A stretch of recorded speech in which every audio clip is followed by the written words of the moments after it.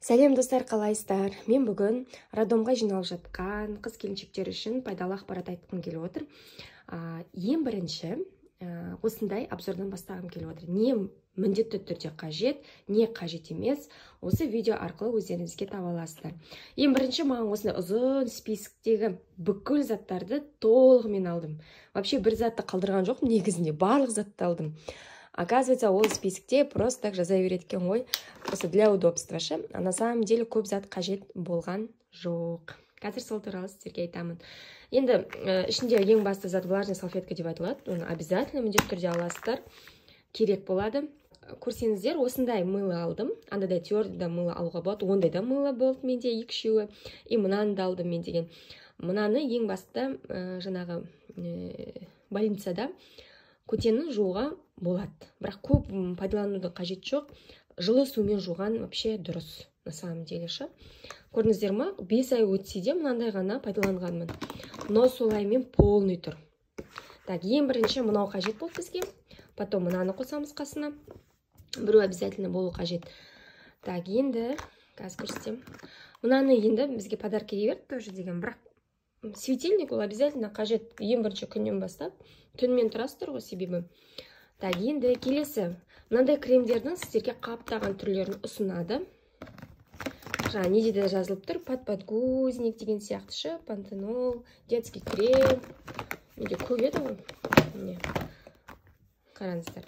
Мынау енді бұрыннан өзімде барлары ғой, бірақ вообще қажет емес екен. Мынау да қажет емес, мынау да қажет емес, пантенол да қажет емес, подгузник те қажет емес.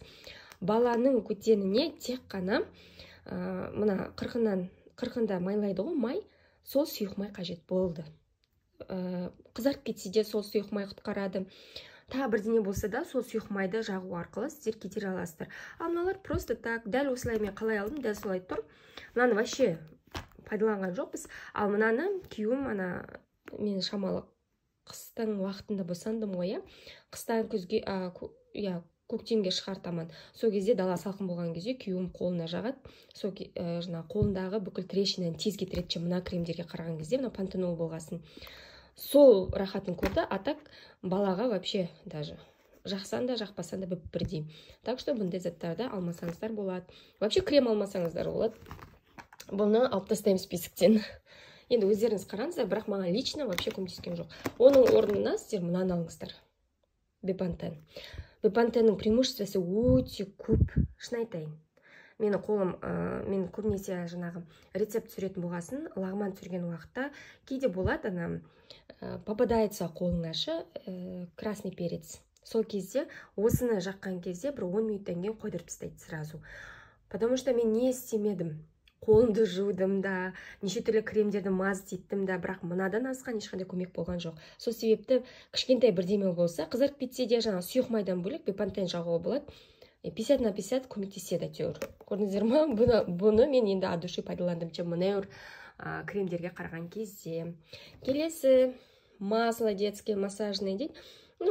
Кейбір күшті иісі, бірақ прямо біз шыжғырып сөйтетін сұйық майға жетпейді. Так что бұны да алып тастаймын.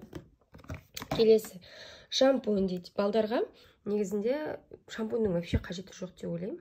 Шамалы өсе келе керек болады шығар. Так что бұны да мен дұрыс пайдаланған жоқпын. Әлі де дұрыс пайдаланбай келе жатырмын. Так что ол қажет емес. Ана списокте осының барлығы тұрады. Маникюрный наборчик, осындай наборчиктер сатады негізінде. Көп жерде сіздерге предлагать еткен шығар наборчикті. Бірақ күтә қандай баланың қолына вообще келмейді. Қазір ашып көрсем, бір қолмен аша алмай отырмын. Міне аштым, қараңыздар. Вообще негізінде балаға келмейді. Өсе келе, может, осы наборчик сіздерге қажет болып қалар, е? Но пилкасы қолына баланың. Но тағы да бірдемелері. В общем, пока бұл роддомға да, пока ешқай жерге қажет емес.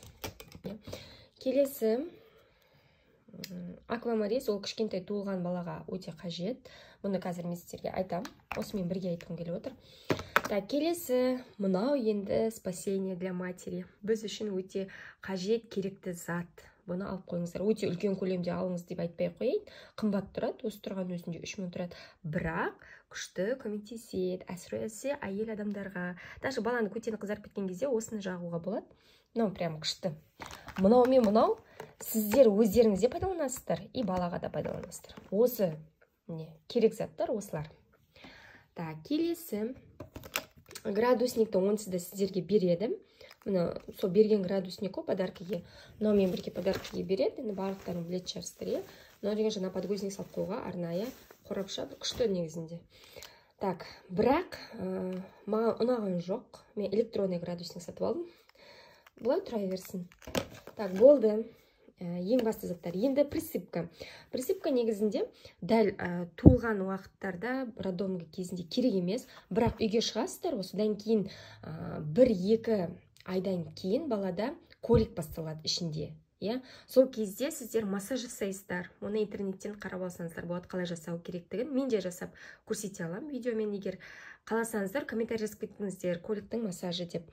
Бізде бірақ жеті болды колик, газик болды. Одан кейін бала өзі үйреніп алды. Массаж жасаған кейін бала өзі соны үйреніп алады. Енді бұл маған не үшін керек болды? Сол 1-2 айдан кейін барып баланың ішіне массаж жасаған кезде қолың тайғандайды, жаман. Сол кезде осыны присыпканы баланың үстіне сүйіп, массаж жасаған уақытта балада вообще жаңа не болмайды. Іші тайғанамай тез жасайсыздар массажды. Сол кезде ғана маған керек болды. Бірақ роддомға бұл керек болған жоқ. Сосын қазір күн ыстық қой. Қазір күн ыстық болғаннан кейін балаға памперс кигізгеннен кейін көтені қызарады. Ол кезде ешқандай даже мына кремдер не спасает, ол былшырап, даже сухой болса да былшырап, вообще күн ыстықта вообще қажет емес. Сол себептен бұл жерде даже бепантеннің өзі да елі как жаңа спасает. Осы присыпканы пайдаланасыздар. Күн ысыда тек присыпка жақсы. Чем жаңа мазать андай-мындай кремдермен. Так, осы. Да, енді келесі мәселе. Міне, маған ең басты керек болған заттар осылар. Бұдан артық зат маған керек болған жоқ. Так, балаға керек затпен аяқтады. Енді өзімізге керек заттар, олар как обычно, міндетті түрде сіздерге керек. Влажный салфетканы баламен бірге қолдансаңыздар болады. Тек біреуін салып алсаң, үлкен дәу сумка қылудың қажеті жоқ. Сосын плюс бумагалар керек обязательно. Бумага ол прям перед родами өте қажет и после қажет. Содан 2 рулонын алып алсаңыздар болады. Одан кейін сорочка міндетті түрде қажет. Сосын теплый сорочка де алып кетсеңіздер болады, себебі кейде больница салқын болуы мүмкін. Сосын больница далаға шығасыздар ғой, есік алдына шыға жібереді кварц кезінде. Сол кезде коридор міндетті түрде салқын болады, жаз болсын, қыс болсын. Сол себептен мынандай теплый вязаный жаңағы не балаға плед алып кетіңіздер обязательно, жаз қыс болса да. Тек қана баланың киімдерімен шектелмеңіздер. Коридорға шыққан уақытта баланы орап аласыздар, түнде жамылдырып қоясыздар. А то больницадан таба алмайсыздар, сіздерге бір ғана жаңағы не береді, покрывал ала береді, болды, ол ештеңені жаппайды.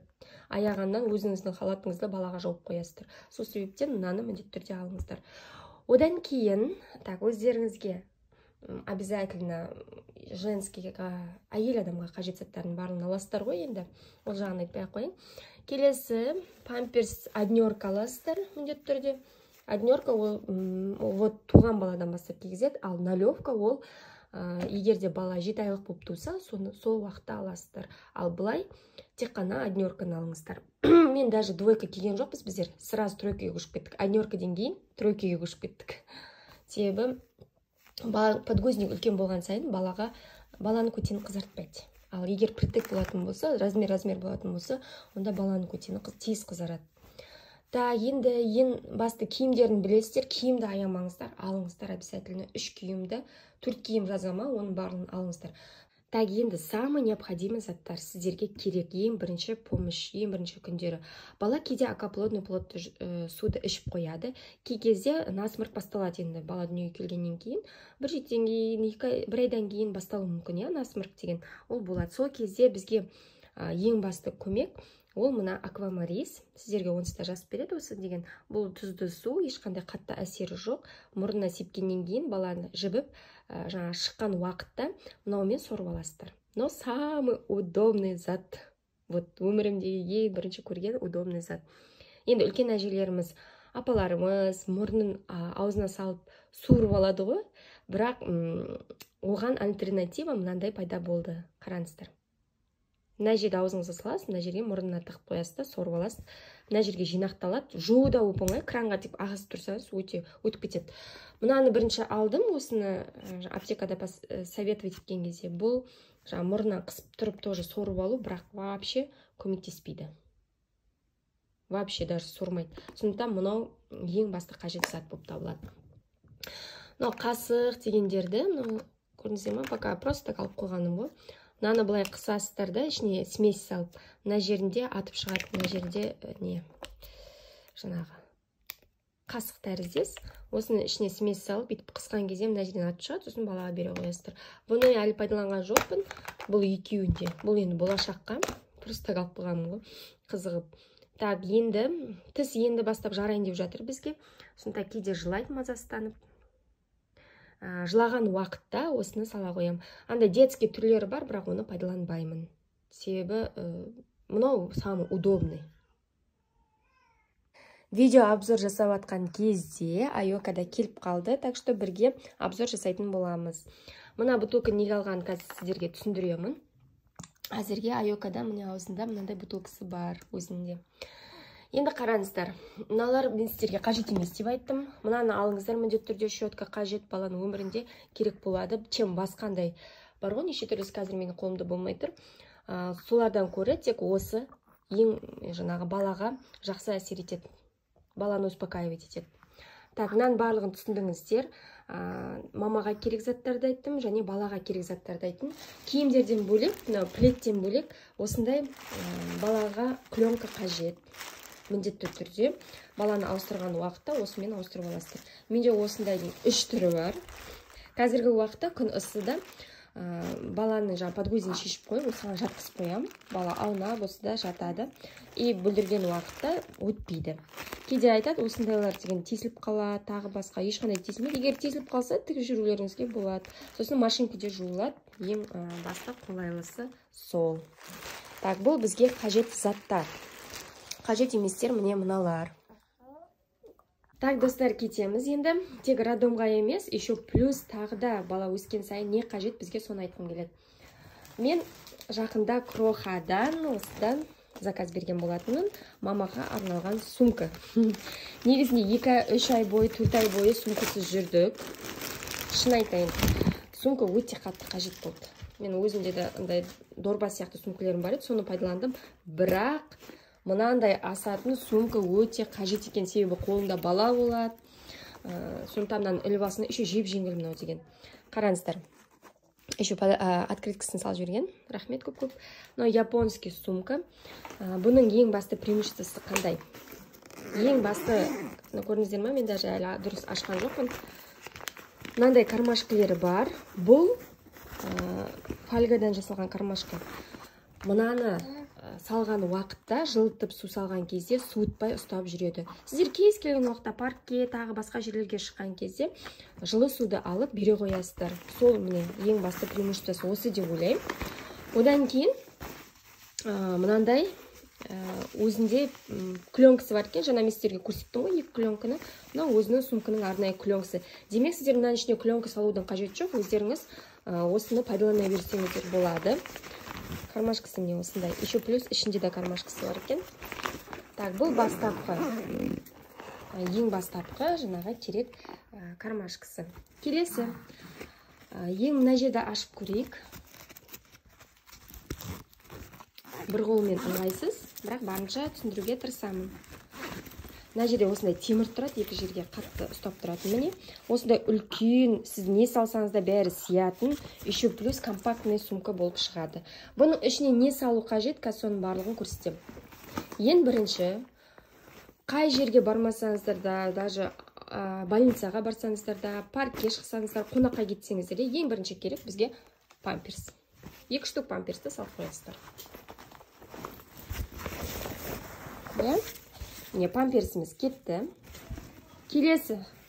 Обязательно бала өскен сайын слюнявчик қажет, себебі көп жаңағы су, үсті басы су болады, ең бастапқы. Сосын бала сөлі мықты көп бөлінеді. Сол себептен осы 2 слюнявчикті салып қойсаңыздар болады. Келесі, обычный киімдерден бөлек осындай екі көйлек салып алсаңыздар болады. Мынау жұқасы, боди, иә? Жұқасының біреуі, и мынау қалыңы. На всякий случай, егерде погода өзгеріп кетсе, мысалы, бір жерде жүрген уақытта, сол кезде кие қояды.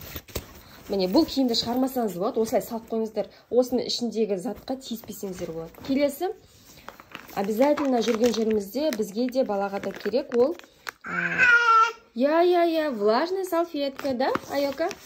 И оны да салып қоямыз. Міне, самый керек заттарға толды. И обязательно бір плед. Мынандай қалың бір пледті салып қойсаңыздар, любой погодада сіздерді құтқарып шығады. Енді мынаны да жаңа термо карманға салып қоясыздар. Болды, басқа ештеңе қажет емес. Осыны салғаннан кейін іліп алып жүре бересіздер. Артында да кармашка бар, алдыға шығатын. Егер алдын аша алмайсаңыздар, мына жерді ашып беріп, артына бірден шығуларыңыз болады. Көрдіңіздер ме? Манағы киімдер тұр, көрдіңіздер ме? Дәл осылай удобно қылып асып алып, любой жерге шығып кетесіңіз болады. А то бір жерге шықты, кетті қонаққа барамыз дегенде, бәрін анау қаяқта қалды, мынау қаяқта қалды, анау комнатта қалды, мына плед қаяқта, қайда жамылып еді деген сияқты жүгіріп жүреміз, иә?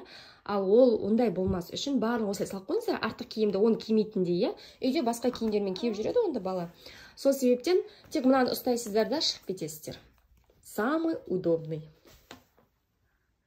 Так, енді пеленка туралы айтқым келеді. Жаңағы роддомға бара жатқан мамалар міндетті түрде 4 пеленка алып барасыздар, иә? Енді мен қазір пеленкалердің қайда қалған, біреуі жаңағы бесікте жатыр, біреуі екі-үшеуін іліп қойдым жуып деген қолыма түскендерін алып отырмын. Қараңыздар, мынау қымбат муслин. Вообще күшті муслиновый киім да күшті, пеленкасы да күшті, вообще, иә? Жұмсақ. Сіздер бұны ала аласыздар обязательно. Бірақ 4 бірдей муслин апарып, жаңағы роддомға апарсаңыз, ол қате болады. Бір сатин немесе бір арзандау бір пеленканы міндетті түрде алыңыздар, қасына қосыпшы. Себебі бала толғаннан кейін сол баланың барлығын орап, үсті басын сүртіп болғаннан кейін ол пеленканы лақтырып тастайды. Сол себептен мысалға мынау 1000 теңгенің пеленкасы болса, мынау 3000-нің пеленкасы, иә?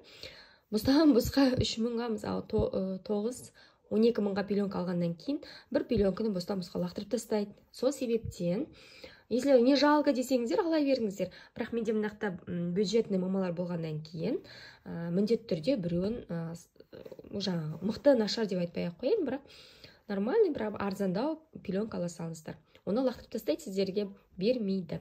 Ал қалған пеленкалерді сіздер күнде қолдана аласыздар.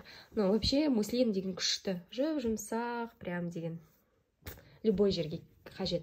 Осы пеленкалері, сосын бір міндетті түрде қалың, обязательно қалың. Менде бұдан да қалыны бар.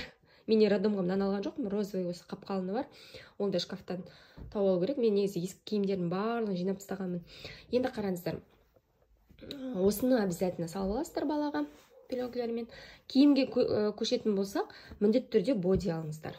Ішіне міндетті түрде балаға боди кигізу қажет, себебі кіндігінен жел өтуі мүмкін. Распашонкілер негізде, распашонканың бәрі құрттым негізде, распашонка кимейді қазір Айока. Жиналып қалады, көтеріліп кетеді, шалбары түсіп кетеді. Одан да осындай боди самый керек зат. Ішінен жел де өткізбейді, жел қарыстырмайды. И мынандай осындайларды жақсы көрем. Слип қой бұлар деген, иә. Мына жерде кейбірде ілгекте тұрады, замокпен ыңғайлы. Себебі болды жаңағы жел өткізбейді. Мынаны кигізесіздер ішіне, мынаны сыртынан кигізесіздер, и все, бала жып-жылы күшті болып жатады. И еще сіздерге де оп-оңай мынаны кию деген. Мына слиптерді мен қатты жақсы көремін негізінде. И плюс еще мынада жаңа боди. Бұл легкий күшті перфорация дейма. Өте легкий боди, дышащий. Бұны да алуға болады. Ал мынау үйде жатқан тағы да бір плед артықтау. Кешкі прогулкалерге күшті. Сол себептен оны мына сумкаге салып тастауыма болады. Көрдіңіздер ме? Мынаны іздеп жүргенше қайда қалған білмей қаласың. Сол себептен сразу мынадай удобно вообще. Мына сумка самая удобная сумка. Осылай ашып.